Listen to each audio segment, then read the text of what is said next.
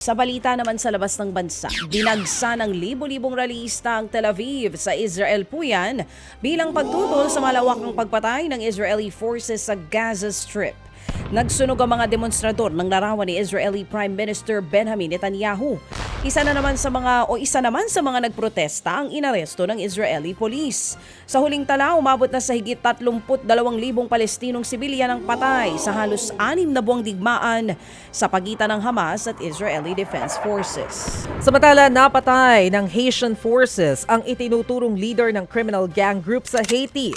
Nangyari yan matapos ang engkwentro ng mga otoridad at ng gang group sa Delmas 95. Kinilala ang napatay na leader umano bilang si T. Greg. Napatay rin ng mga otoridad ang mga kasamahan nito. Aabot sa libu-libong residente ang lumikas sa Port-au-Prince sa gitna ng matinding gang violence sa syudad.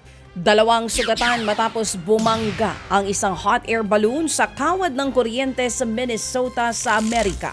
Bagong aksidente, nakunan pang nasa ere ang air balloon sa kalsada ng Rochester. Ayon sa ulat, tinangay ng malakas na hangin ang naturang sasakyan kaya tumama ito sa linya ng kuryente. Agad namang responde ang mga otoridad sa pinangyarihan ng aksidente.